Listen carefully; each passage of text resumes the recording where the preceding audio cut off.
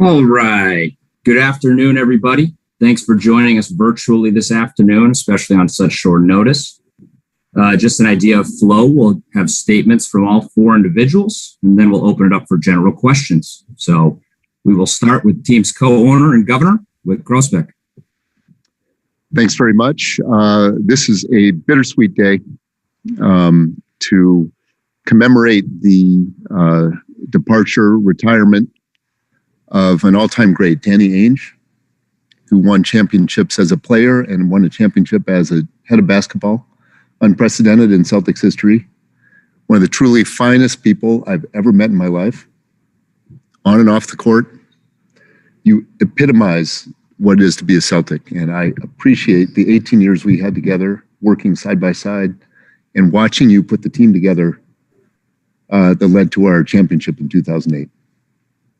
And then it's a sweet day in our ability to announce the promotion of Brad Stevens to become our new president of basketball operations at the Celtics. Brad, a similarly truly outstanding person, human being, caring of others, deeply committed to teamwork and to the Boston Celtics. And on and off the court, wants to bring Celtic pride to the levels that we are accustomed to around here. Brad and I spoke this morning and committed to one another that we're going to win Banner 18 or die trying.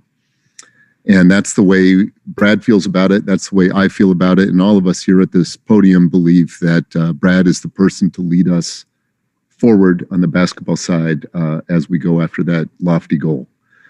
So I don't have anything really more to add except thanking Danny again and his family for devoting the last almost 2 decades to working with us here at the Celtics, and the last 4 decades plus to being one of the ultimate Celtics. Then thanks to you, Brad, and your family for joining us from Indiana, from Butler, 8 years ago, and now to taking this step, which frankly, you've been side by side with Danny as the rosters have been put together over the last 8 years. It's been an integrated team working on the basketball side. You haven't just been a coach, you've been a co-member of all of basketball. And now stepping forward into this role, I appreciate that you're taking on the responsibility, and I'm looking forward to seeing it succeed. Next up will be co-owner and alternate governor, Steve Pagliuca. Well, Wick, those are great remarks, and I'd step back and say that it's been just a wonderful 18 years. And previous to that, I met Danny in I think in the late 80s, and have always respected and felt honored he played in Boston, and to have him here at the Celtics for this period of time and see all the success and work side by side with him and Brad has been, one of the best experiences of my life, and truly a bittersweet day. Danny has meant so much to Celtics pride, the reinvigoration of the franchise, the championship in 2008, winning championships himself, and as Wick said, I think we're just honored with his integrity, his approach to the game, his respect for the game, his respect for fans and players. We're really going to miss it. But the great news is we have continuity with Brad, who's been side by side for these last 8 years. And so it's a bittersweet day, but great day for Danny. I think we should really appreciate everything that he's done for the city of Boston, for basketball, and all of us personally here. It's been just a joy to work with him.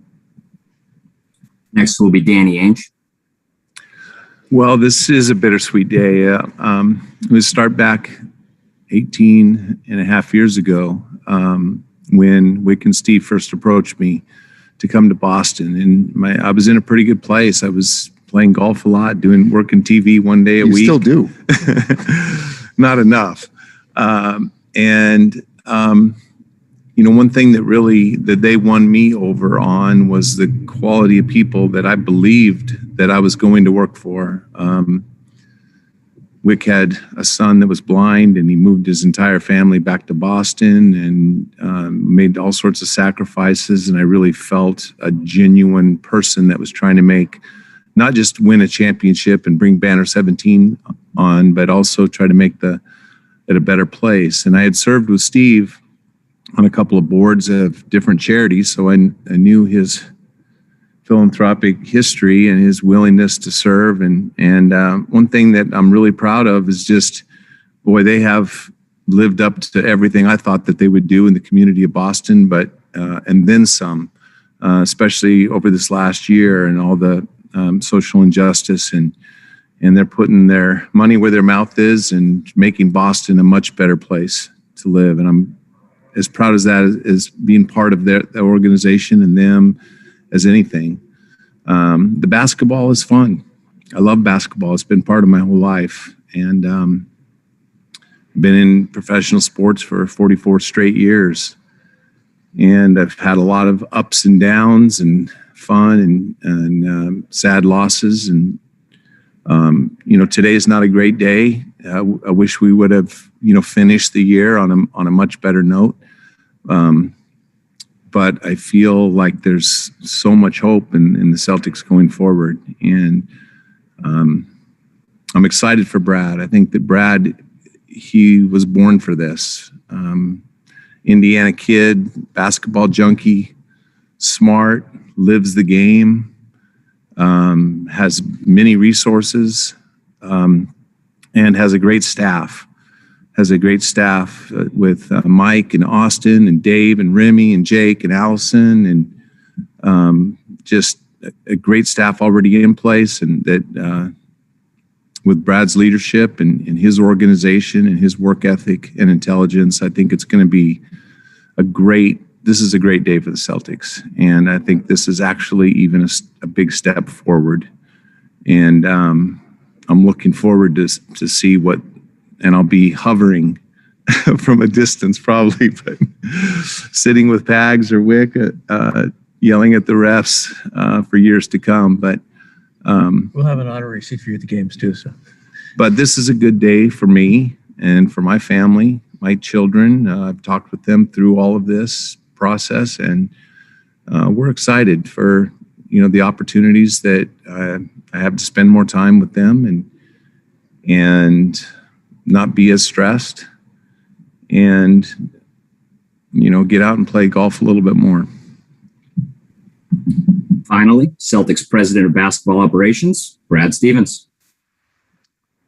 Well, first of all, obviously it's an honor to be trusted with this responsibility by Wick, by Pags, and then to get a chance to learn from and work alongside Danny all of this time. One of my big fears in coming here was the day that Danny decided he would step away, because when you're in coaching and you ride the waves of each win, each loss, each bad practice drill, each thing that doesn't go your way or does go your way, it's so important to be surrounded by people that have a great understanding of the challenges, that truly love the joys that come with it, but also find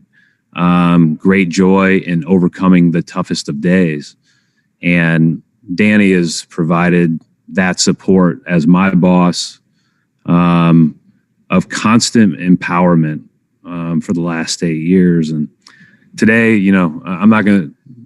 I'm not the story, and so I'll let this be what it should be, and that is a great celebration for me of a person who I've learned a lot from, and who I've really enjoyed working for.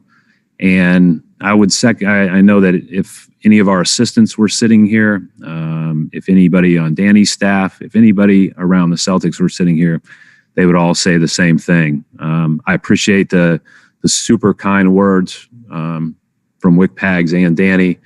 I understand and am looking forward to this new great challenge and responsibility. And, we're driven to compete for championships. And as Danny said, like yesterday, was a hard day. This morning is a hard day. And I know that there's a lot of work ahead.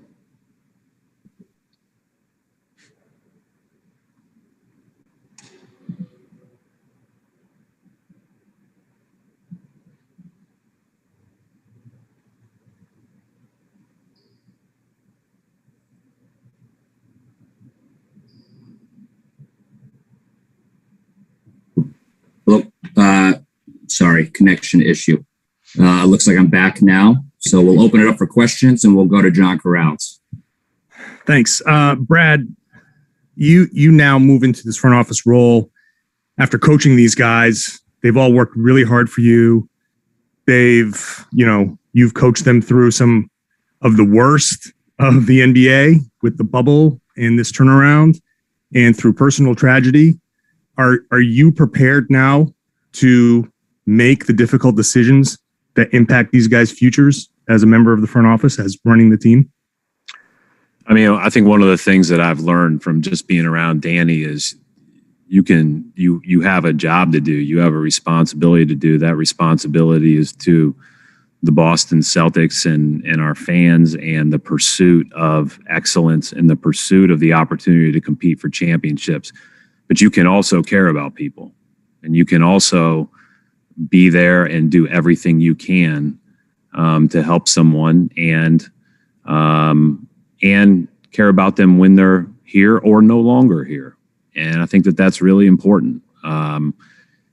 You're right. We've been through a lot together.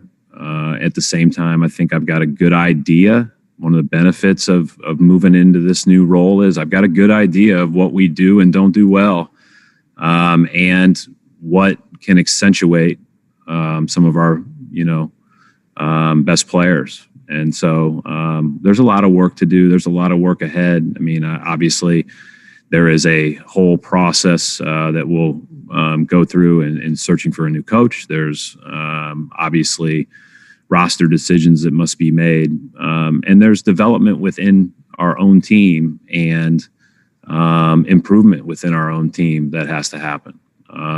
That said, as Danny said, we are in a good place. We have a lot of really positive things, and it's our job to capitalize on that. Gary Washburn. Hey, Danny, it's first one for Danny. One, is this retirement health related? Two, are you actually retiring? Are you taking a break? Do you plan to work in an NBA front office sometime soon? And this year, did you think or know that, was there a point where you said, okay, Danny, like, this is it for me. This is my last season? Yeah, I mean, I think that when I had a heart attack 2 years ago, like, I started thinking about what I was doing with my life and, what are the things that I want to accomplish. I think my life expectancy is maybe a little bit less than yours, Gary. Who knows? But I think that, what was the other part of the question? I don't know what my future holds. I don't have any plans. Right now, my goal is to get Brad up to speed on the draft. As, like I said, our whole staff will be able to help in all that, and try to make this transition and put the Celtics in as good a place as we can be. And I'll think about the future somewhere in the future.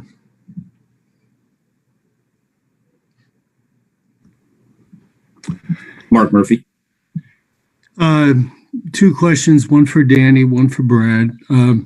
Danny, how much did just the rhythm of this season kind of wear down on you, and how much did that influence your choice? Yeah, I don't think it did much. I've been through a lot of bad seasons before in my lifetime, but I think that, not so, we haven't had very many bad seasons, but seasons where we didn't play as well as we hoped. But I don't, this is not a this moment, this season decision. This is well thought out much before that. And I've always trusted my instincts, and my instincts have told me that this is the right time for me and my family and for the Boston Celtics. And, 18 years ago, when I was hired by Stephen Wick, and I mean, it's rare in this business where there's so much public scrutiny of every decision you make, where you come in and you leave 18 years later and you're closer and better friends than when you came in, and you have great respect and a lifelong, that'll never end. And that's what I'm most proud of, is relationships. And I'm looking forward to the next chapter. Looking forward to the next chapter for the Celtics and for us. Okay, and the other question is for Brad. You now get to pick your successor. What in your eyes would be the next coach in this team? What do they have to do? A lot of former players are now coming into the league as head coaches, for example. Well, one of the things I've learned being in coaching against other great coaches, learning things from the people that you coach against, is there's a lot of different ways to coach, and there's a lot of different ways to be successful as a coach. Danny and I have talked many times about, we had done things over the last 7 or 8 years that Danny wouldn't necessarily have done, but when it is on one page and when it works out, it's the right thing for that group and that team. And so I'm looking forward to really diving into this process. I think that the good news about whoever we hire, they don't have to fill Doc Rivers' shoes like I did, and they don't have to fill Danny Ainge's shoes now like I do. So that's the good news is they just have to, figure out a way to, be better than the last guy. Adam Himmelsbach. And you mentioned this is something you'd kind of thought out for a little while now. Could you give us a little sense of the timeline of when this started being something you started thinking about, and how this decision was made, whether this was entirely your decision or was it more from also discussions among Wick and Pags and things like that? It was my decision. And like I said, it started when I had health issues 2 years ago in the playoffs. And I started thinking about them. You're surrounded by your 6 children in the hospital, and they're saying, hey, you need to quit doing this for work. It's causing you too much stress. And that's probably when it started, when I started thinking about it. And then these last 2 years have been tough, like, in the bubble and all the rules and scrutiny and protocols that we've had to go through, has not made it as much fun. The job, we haven't been able to get out and have scouts or draft workouts. So the job hasn't been as much fun, but I think that, I don't know if there was a moment in time, but like I said earlier, it was I trust my instincts. My instincts told me a couple months ago that it was time for me to move on. And that's what's best for us. That's what's best for the Celtics. And for the record, Danny came and said, it's his time. It's completely his decision, with no support whatsoever from ownership in making that decision.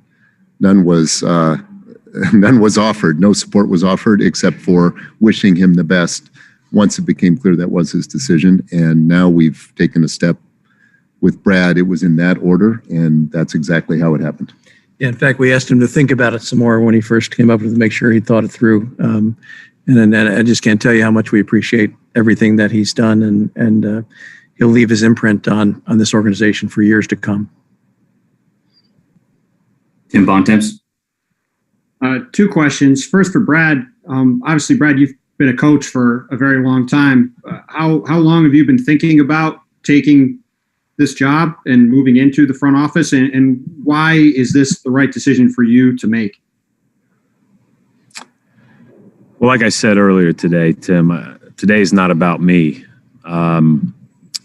The thought of going into this position,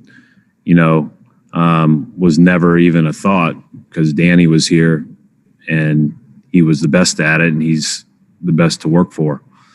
When he decided to move on and retire and go enjoy more time with his family, and we talked a little bit about it whenever that was. I don't remember the timeline, but it's been a while now. 6 years ago.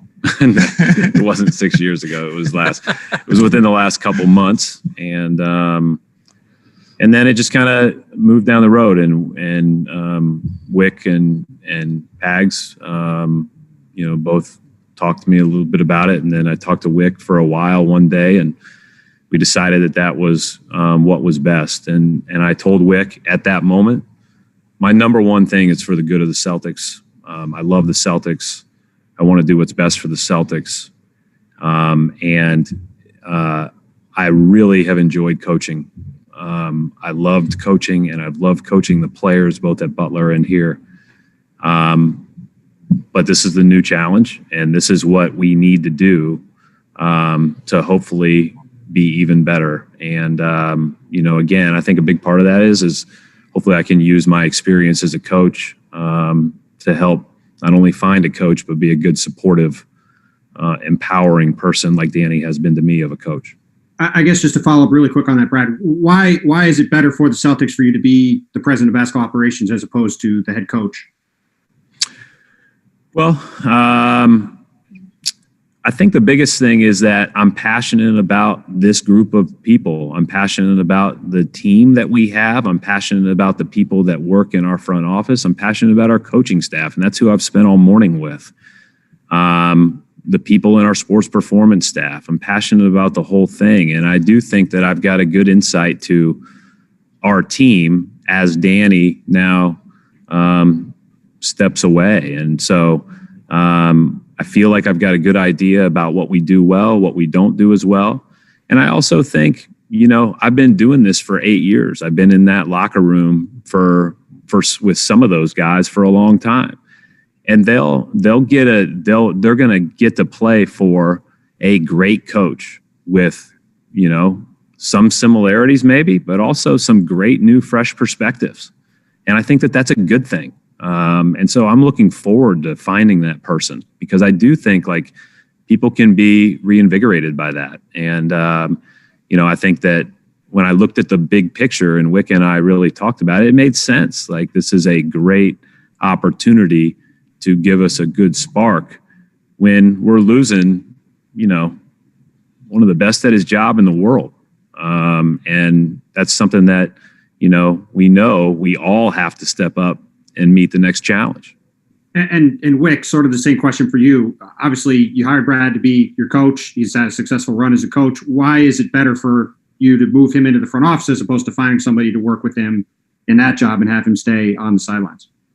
Yeah, we've all here at this podium the other three of us have gotten to know Brad over these past 8 years and realized the depth of his basketball brilliance.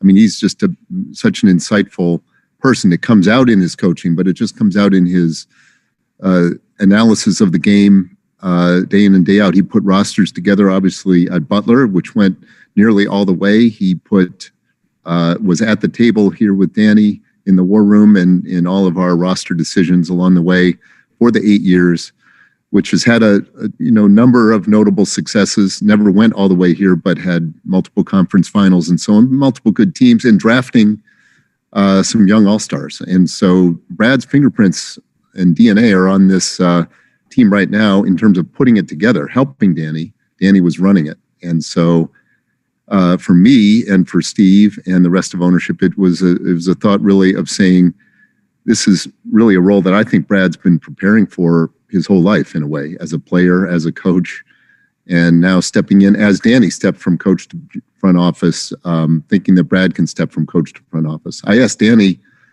not long ago, what's your top criterion for a successful head of basketball? And he said, someone who can really relate well to the coach and understands the coaching demands. And that's what Brad has to a T. We also have a partnership here with Brad that we've built over these many years. And I feel very confident that he's going to fly high in this role and give it everything he's got. And that's what we're asking him to do.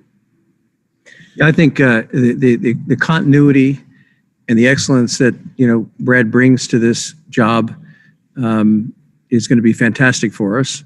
And as Brad said, the key is having a president of basketball operations that can work with the players and coaches and ownership to really win a championship.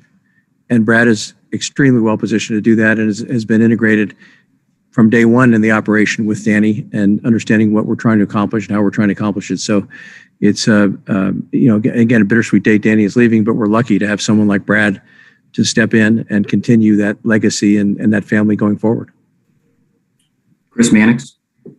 Hey guys, question for Brad and a question for Wick. Brad, if this went a different direction and they hired a new basketball operations president, would you have been happy coaching this team, for the foreseeable future?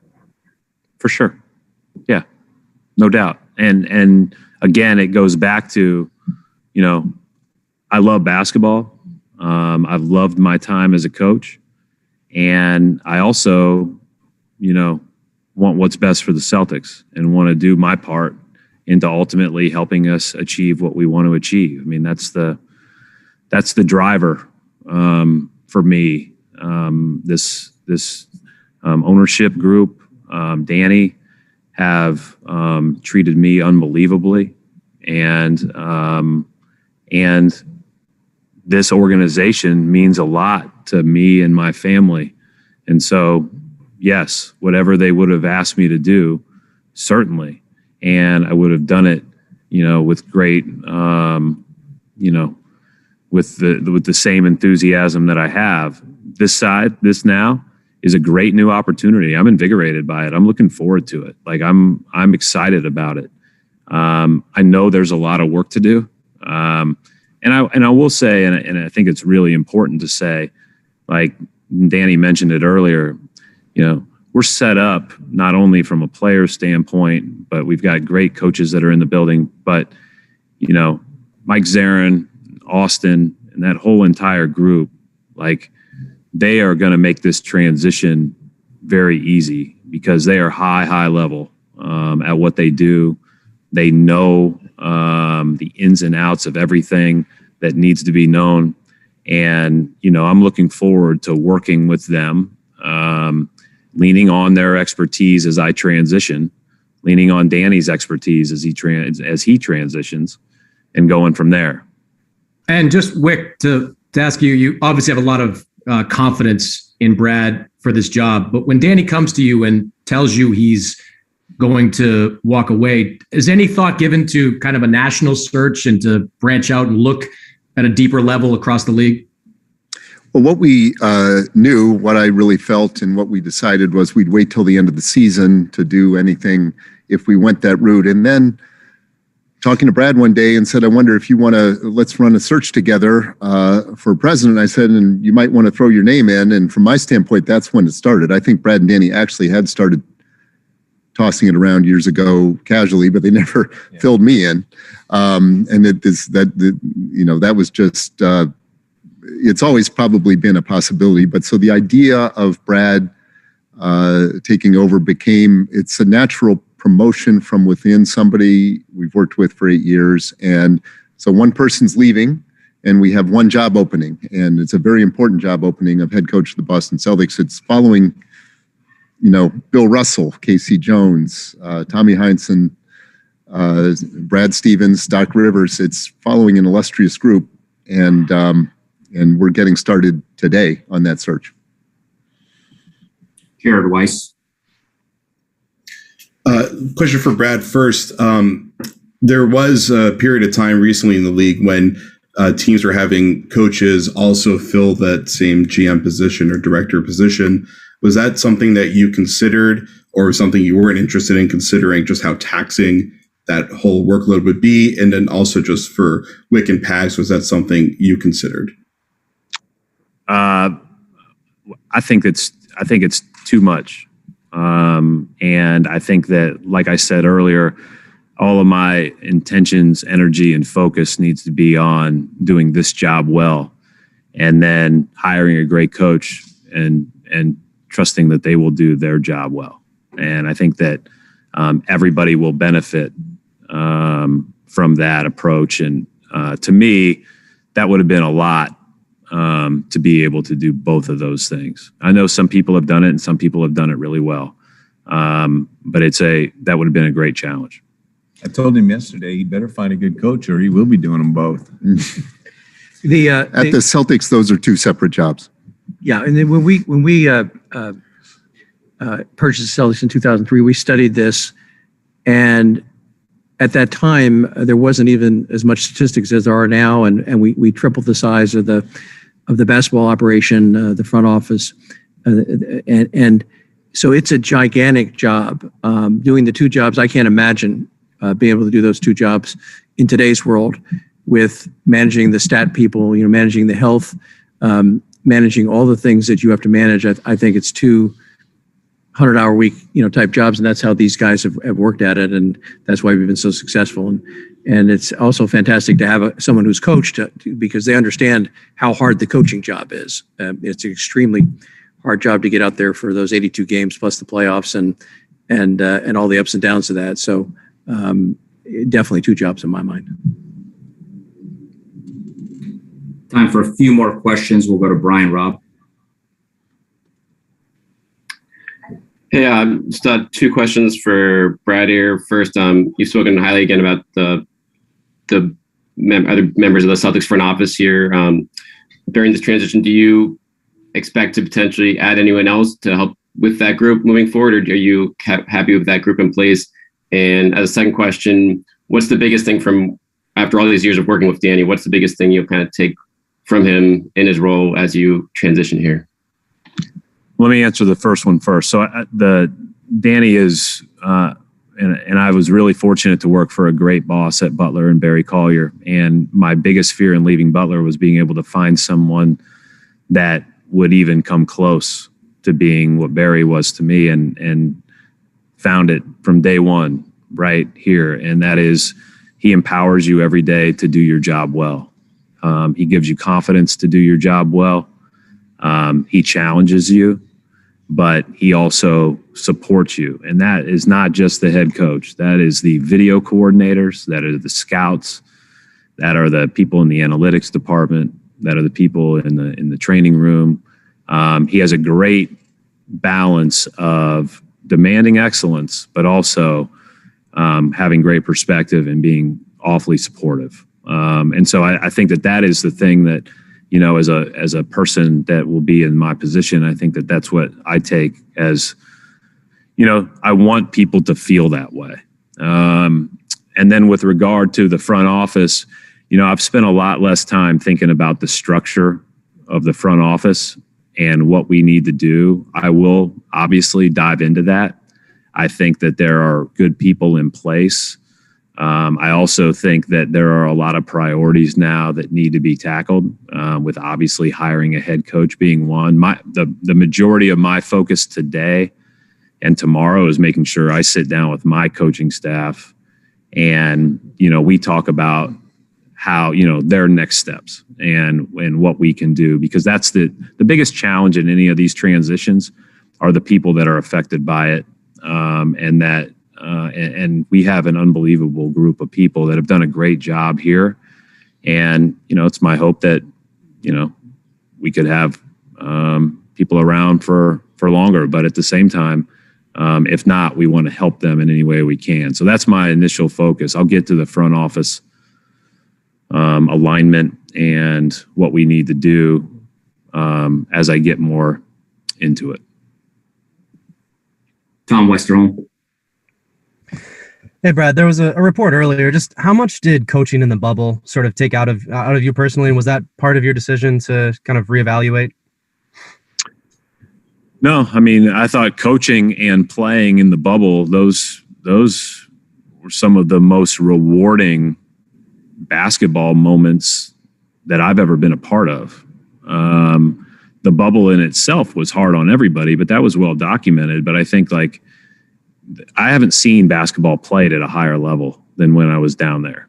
And I think that it was largely due to the fact that we were there every day. We had gym space every day, right down the hallway for 3 hours a day.